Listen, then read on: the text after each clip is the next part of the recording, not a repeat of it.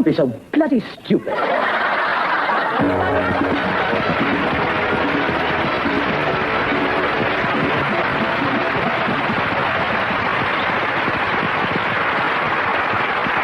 you very much and good evening and welcome to the show. I'd like to start the show tonight with a little bit of advice for the ladies who have husbands who return home very late at night.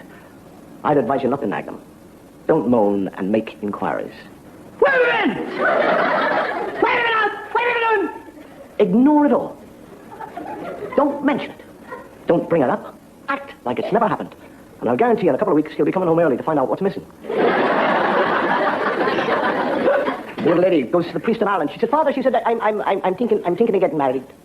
What should I get married in? He says, clothes. She said, well, what sort of clothes? He said, well, if you've never committed a sin in your life, you get married in white. If you've committed a sin, you get married in blue. She said, I'm getting married in white. He said, that's very good. She said, with little blue dots.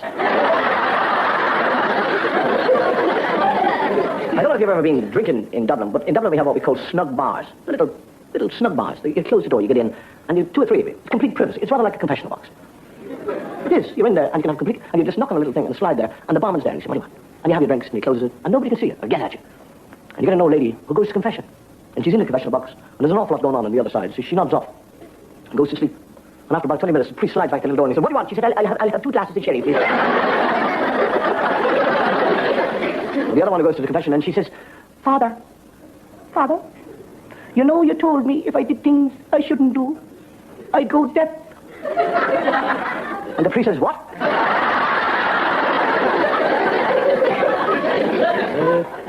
You get the other one in Ireland on a bus, and a friend says, are you taking to wearing the topless dress now, Mary? She said, God, what have I done with the baby?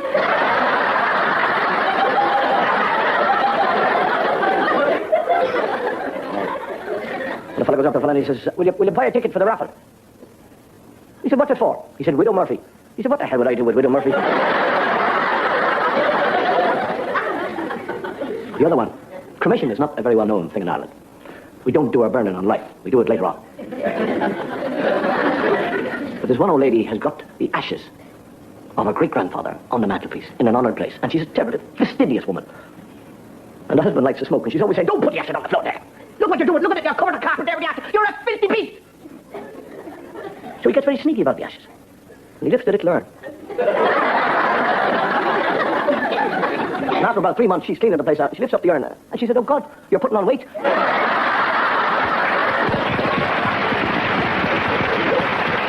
There's a fellow walking into a bar, and standing outside is a nun. And she looks at him, and she says, before you enter this den of iniquity, think of your mother and your father. He said, they're dead. They're dead in heaven. She said, well, think of the damage the alcohol is going to do to your brain. What? What are you talking about? Have you ever had a drink? And the nun says, no. He said, well, how the hell can you stand there talking about it and say drink is going to do damage to your brain if you've never had it? I'll tell you what, I'll go in, get your drink, bring it out, give it to you, you drink it. If you don't like it, then you can talk about it. But don't talk about things you've never experienced. What do you have? And the nun says, I don't know. What do ladies generally drink? He says, gin. She says, all right, I'll have a gin. But get it in a cup so nobody will notice. The fellow goes into the bar and he says, give us a pint of beer and a double gin in a cup. And the fellow says, is that bloody nun out there again? You know, something which plays a very important part in our life is the law. And we have the law, I suppose, basically to protect us against people who break the law. And if we didn't have the law, they couldn't break the law. So we wouldn't need protection against people who break the law. For example, you get a fellow in the court, and the judge says, how do you plead? And he said, as God is my judge, I have not committed this crime. And the judge said, he is not, I am, and you are. You know, there are basically some very strange laws in this country. As a matter of interest, we looked up some laws, you know, and up to 1970, the only person, I mean this very sincerely, the only person who could hunt sturgeon, whale, dolphin, or porpoise was the Queen. She was the only person allowed to hunt those. Can you imagine that? Fill up in a crow's nest, and the Queen with a harpoon on the bow, and he goes, there she blows, Liz! Ladies in Scotland wearing skirts are not allowed to climb ladders. They can take it off and go up the ladder if they want. You are not, in this country, allowed to swear in any royal park. Imagine that. You're in the middle of Richmond Park. You trip over and bang your knee. You run helter-skelter 3 miles to the gate and you go, Lincoln!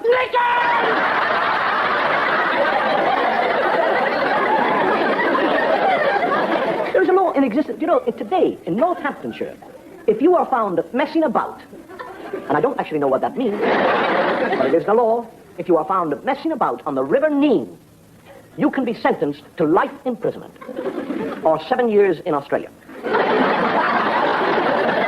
Let me remind you that 7 years in Australia is equal to 3 life imprisonments anywhere. Because I was out there. They tell a story of the Prime Minister of Australia who died and went to heaven. And St. Peter said, "Who are you?" He said, "I'm the Prime Minister of Australia."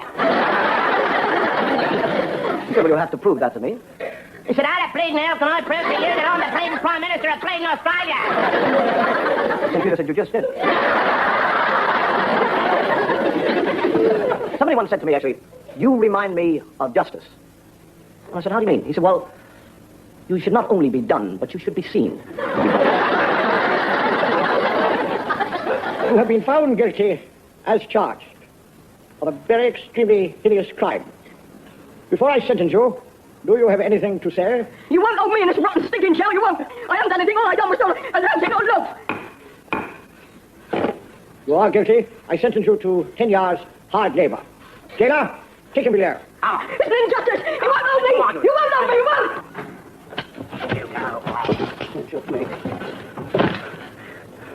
Won't hold me for 10 years.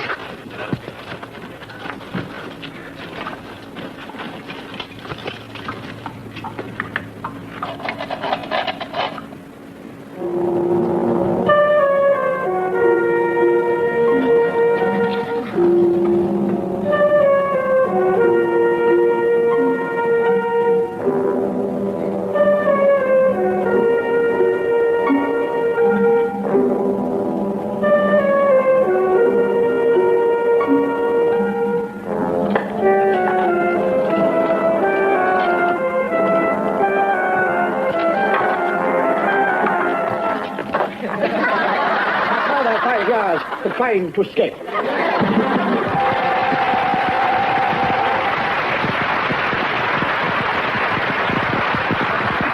There is an expression which people say that taking the law into your own hands. And that does not mean walking into a high court, picking up a judge, and throwing them out of the window. Because you might land on a policeman. And that would be the law being broken by the law. But there's a story about a fellow in Ireland who's a poacher.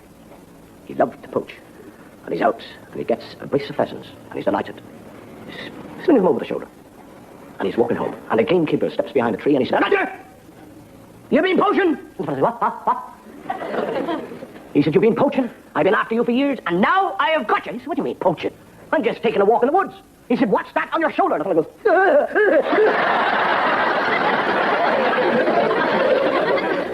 But there are people who, for many different reasons, decide to take the law into their own hands.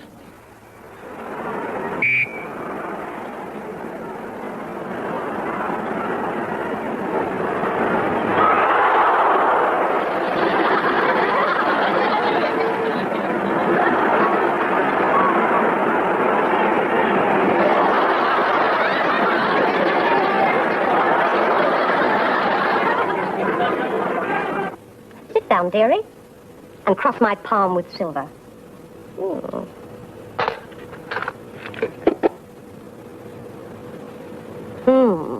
What a nice, strong pair of hands. It shows you have a forceful personality. Oh, and you're lucky, too. Your wealth line shows you're about to come into money.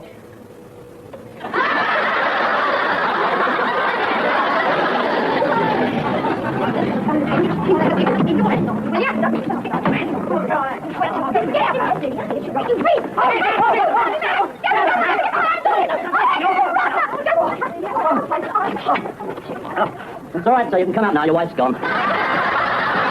Every day. I have a hair from the head of the Prime Minister. I put it round the neck of this rag doll, and this figure becomes the Prime Minister. I then stick pins in him. Here. Here. Here. As you suggested, Prime Minister, I shall run through the trade figures for last month again. Now, as you will remember... Good heavens. All right.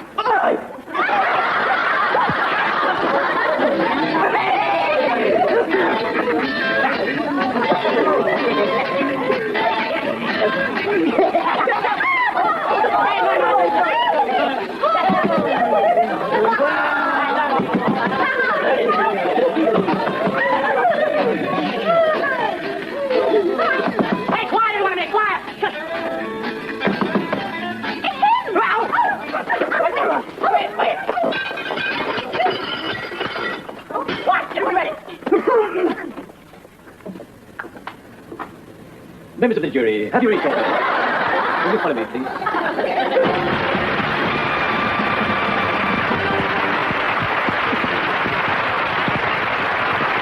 I suppose the most basic of all laws is the law of God. It's precise, it's sharp, it's to the point. Break it, and you'll burn in hell. Where there's a great wailing and weeping and gnashing of teeth. I've never been able to figure out this. With all that weeping, why they haven't put the flames out years ago. Medical science actually tells us that with all the soft foods we eat, we'll eventually have no teeth. And what's going to happen in hell? There'll be a wailing, a weeping, and a rubbing of gums.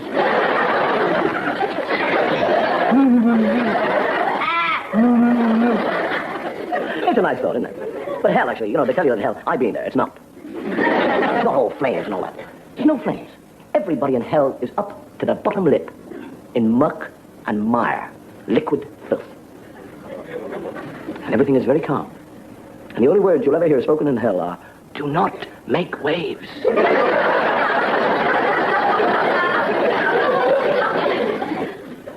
And on Saturday, Satan goes water skiing.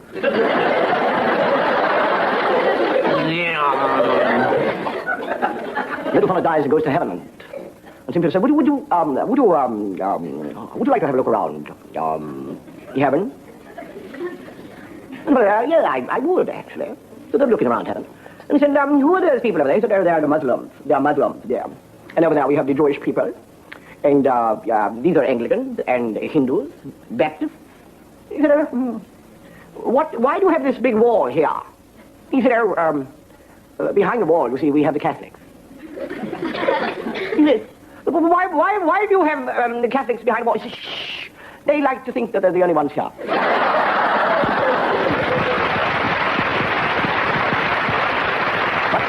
As we say, back to the law of God.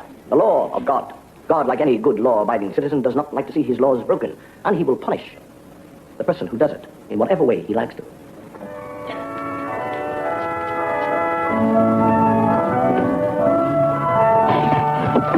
Oh, bless me, Father. It's 5 years since my last confession. And I say unto you that ye are all sinners. O Lord, the evildoers have transgressed thy law. They have brought the wrath of thy most awful majesty down upon themselves. Lord, as a demonstration of thy might and power, show these sinners a mark of thy displeasure. Strike down the evildoers and the breakers of thy law.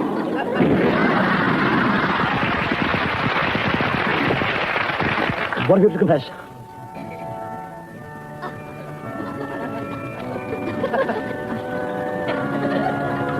I can't possibly give you absolution on that. I'd have to take this to a higher authority. Excuse me.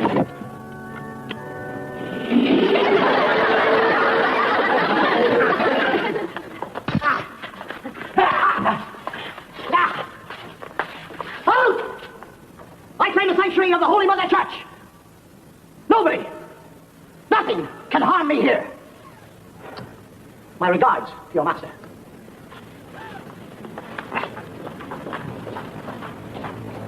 Superstitious fools.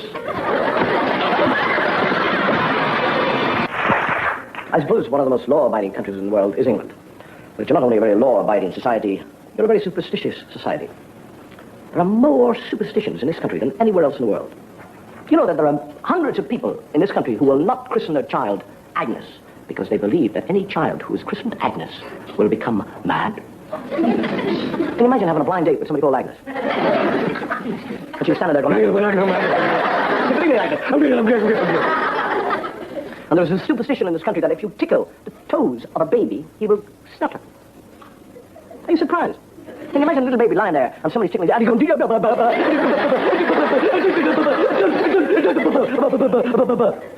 and somebody said, why did you stutter? He said,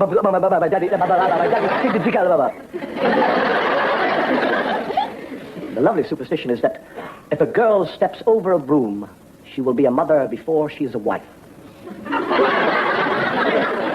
And all I can say, looking around the world today, there's an awful lot of brooms lying around. And you know that if a man and a woman pour tea together, they'll have a baby. I'll stick to the old way. And if you've got jaundice, you know how to get rid of it? 2 slices of bread and butter, 9 live lice. And eat it. You get rid of the jaundice, but you die of food poisoning. And if you're going bald, all you got to do is go and get 2 handfuls of goose dung. Superstitious people believe this. Go and get 2 handfuls of goose dung and rub it into the bald patch. And you'll grow your hair. But you'll be the loneliest, smelliest man in the world. Personally, I am not a superstitious person. I don't believe in superstitions. Any wood about here? But I'm a believer in not interfering, see. I don't know, and I don't really care. But I wonder about superstition. I might just be wrong. Lot 23, ladies and gentlemen, the Makati diamond, the illustrated lot. This is the 3rd largest cut diamond in the world, and is reputed to have been stolen from a statue of the Indian goddess Shiva. And before I start the bidding, perhaps I should warn you, there is supposed to be a curse laid upon this diamond, though what form the curse takes, we're not quite sure. Now, will somebody please start the bidding at £300,000? 300. Thank you, sir. £300,000. 300,000. 350,000 pounds. 350,000 pounds. 350,000 pounds. 400,000 pounds. 400,000 pounds. 450,000 pounds. 450,000 pounds. Are you bidding, madam? 500,000 pounds. 500,000 pounds. 525,000 pounds. 525,000 pounds. 550,000 pounds. Going for 550,000 pounds. Are you all done? 550,000 pounds. Sold to the pig in the front row.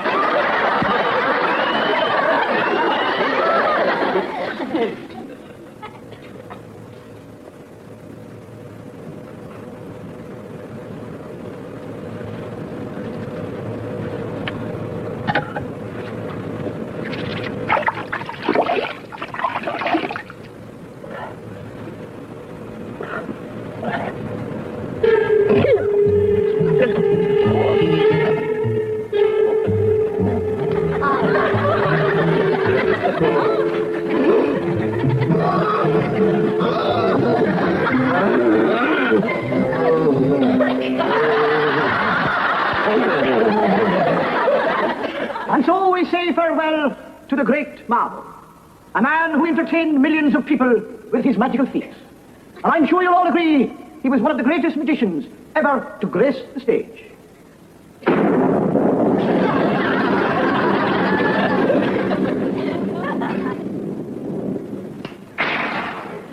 And now, you will sing hymn number 35. Child, you are possessed with a terrible evil spirit of lechery and sin.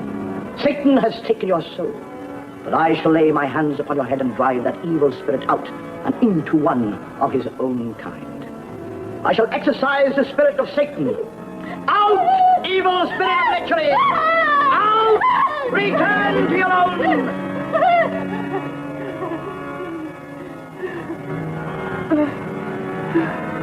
Oh, Father, I feel a wondrous peace. I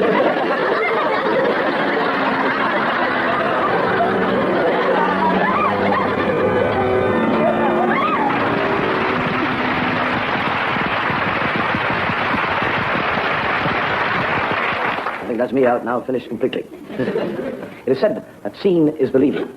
But if you see something and it's unbelievable, have you seen it? We'll see.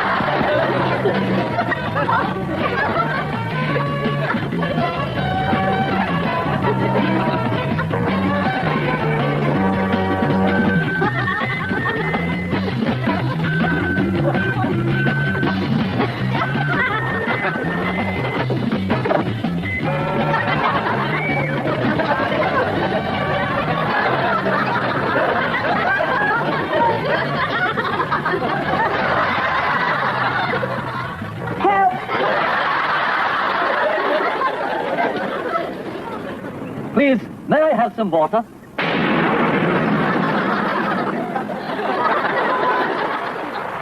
Actually, I was talking to the waiter.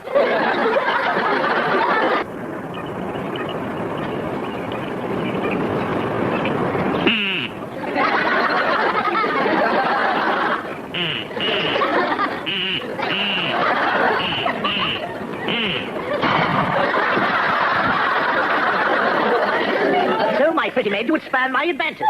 Accept the consequences. The Flying Scotsman shall be here in 8 seconds. Now where?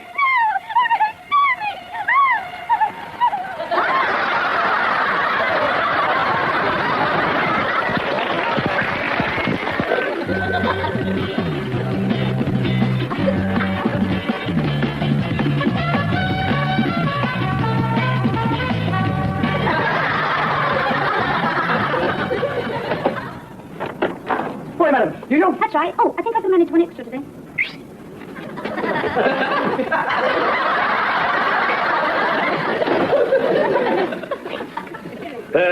Perseculorum ebitem itenem.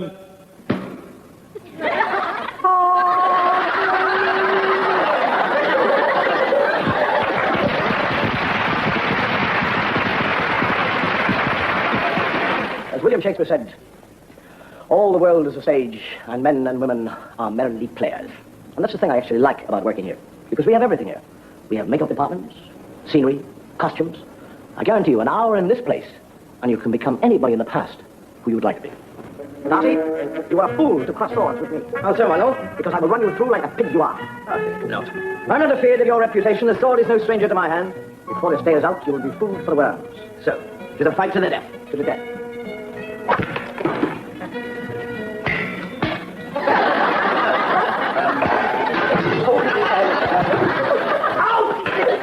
Oh, Robin, this cursed oppressor King John and his Norman lackeys making slaves of our people. Aye. Would that our good King Richard would return to us from the Holy Land. Aye, King Richard is sorely missed. But in the meantime, we continue our battle against the Normans. And with the help of my latest invention, we will succeed. What's that, Robin? An arrow with a magnetic head. Magnetic?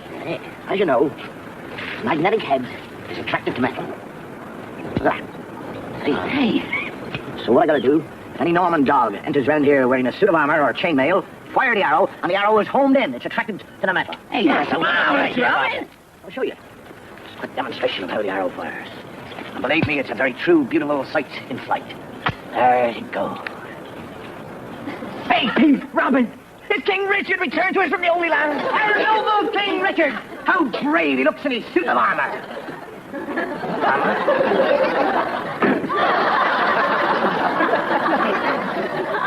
Hail, King John! Hail, King John!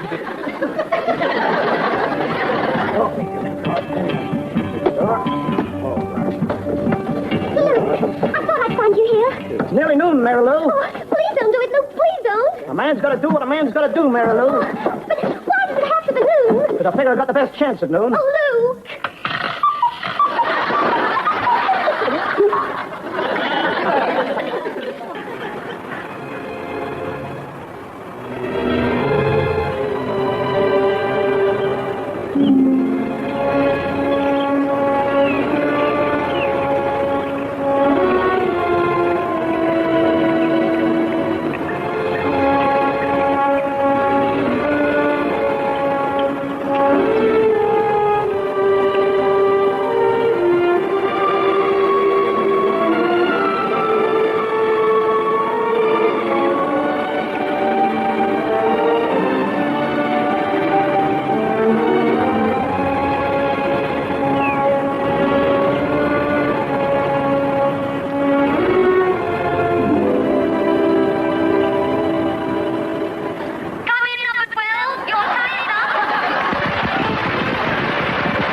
The stories that I tell, the ones that I get most enjoyment from, are what we call spooky stories.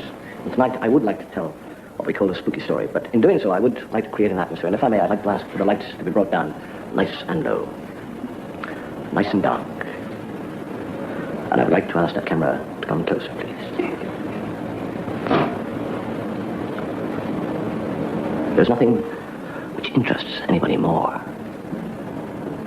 than the darkness, because it creates its own atmosphere.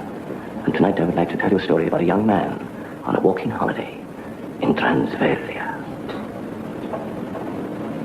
And he walks, and he walks, and as he walks the sun begins to set, and the darkness begins, and the owl.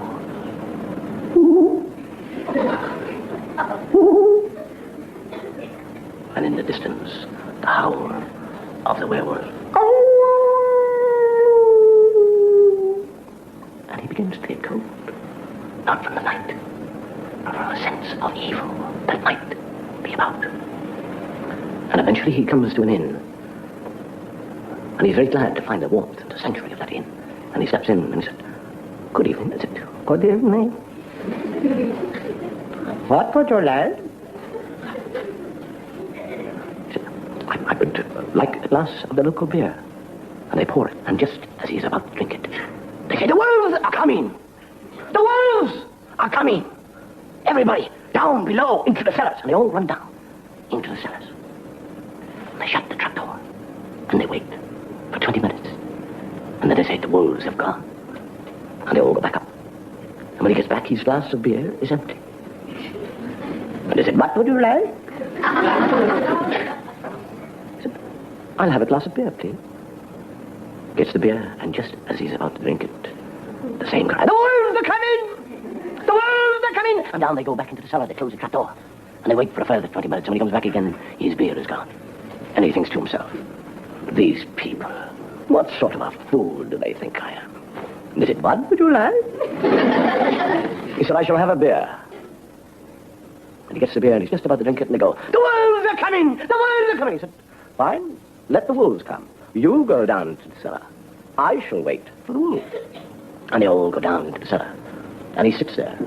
And the wolves come. And they eat him and they drink his beer.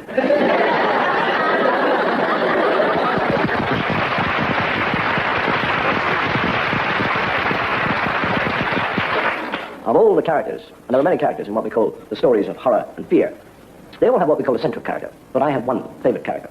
And that is a character who lives by night and sleeps by day. And when the sun sets, he rises, he's out, he's about, he searches, he seeks, he finds his human victim. He changes from creature to vampire bat. He descends upon the neck of the victim. He drains them of the very life's blood. They die, he lives. But the only thing, he must be back before sunrise. Ladies and gentlemen, Count Dracula.